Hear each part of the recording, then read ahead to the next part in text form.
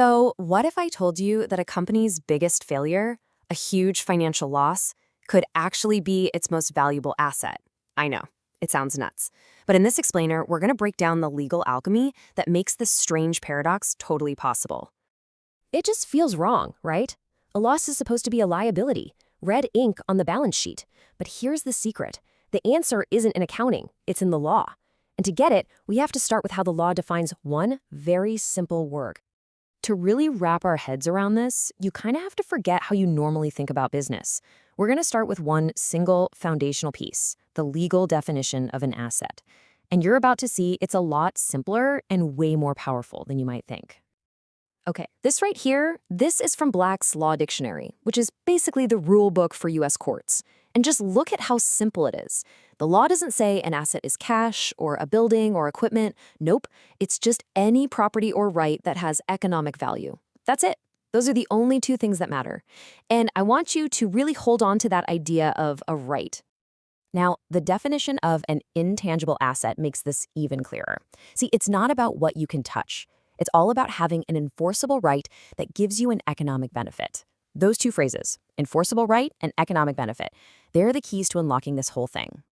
All right, with those definitions locked in, we can now build our case. We're going to walk through a simple four-step proof that shows exactly how a financial loss connects directly to the legal definition of an asset.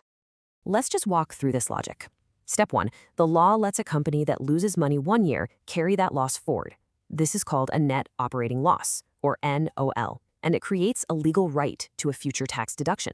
Step 2, well, a right that's going to save you real money on taxes in the future, that obviously has economic value, right? Step 3, now we just connect the dots. A right with economic value is, by legal definition, an asset. And step 4, this is the kicker. Nowhere in the law does it say you can't do this. When you lay it out like that, the logic is just airtight. And here's the core legal principle that makes it all click. In law, if a term isn't given a special definition, then its plain old dictionary definition is the one that counts. Congress created the right to an NOL, but they never wrote a special rule saying, by the way, this isn't an asset. So the dictionary definition wins. This isn't some shady loophole. It's just a direct, logical outcome of how the law is written. So that's the theory. Now for the fun part. Let's look at how this actually plays out in the real world. For decades, savvy companies have used this very principle to turn their losses into real, valuable assets. Here's how they do it. The first and maybe most classic method is what's called a reverse merger. This is where a profitable company actually goes out shopping for a company whose main feature is, well, a big pile of financial losses. It's a really simple but powerful strategy. A successful company buys a company that has a long history of losing money. During that merger, the law actually treats that big pile of losses, the NOL, as property that gets handed over to the new owner. The profitable company can then take those inherited losses and use them to wipe out its own future tax bills. I mean, think about that. Companies have paid millions of dollars for shell corporations where the only real asset was a history of failure. It's wild. A second method is even more, let's say, surgical.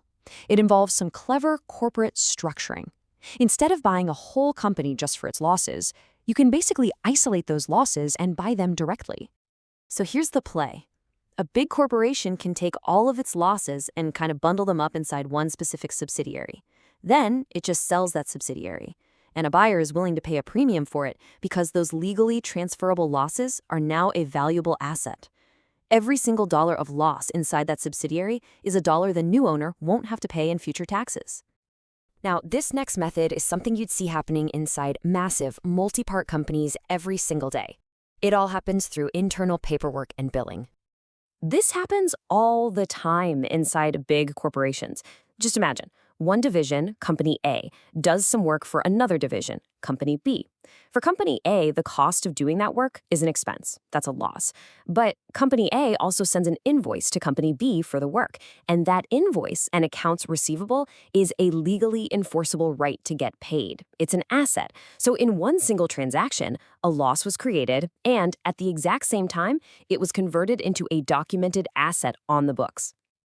Okay, our final method is maybe the most direct of them all. In the world of high-stakes corporate deals, we're talking leveraged buyouts, major joint ventures. Losses aren't some afterthought. They are a key part of the negotiation. Yeah, during these huge negotiations, a company's past losses are literally put on the table and given a dollar value. They become a bargaining chip, treated with the same importance as the company's brand name, its patents, or its customer lists.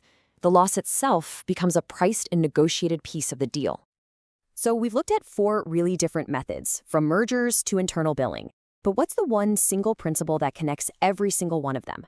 Well, it all comes back to a pretty simple idea.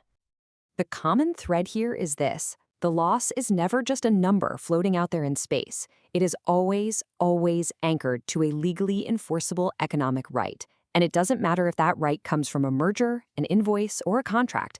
The moment a loss gets tied to a right, it legally becomes an asset. So that leaves us with a pretty provocative final thought. If a loss isn't valuable for what it is, but for the legal rights that it represents, what else in the world of finance works the same way?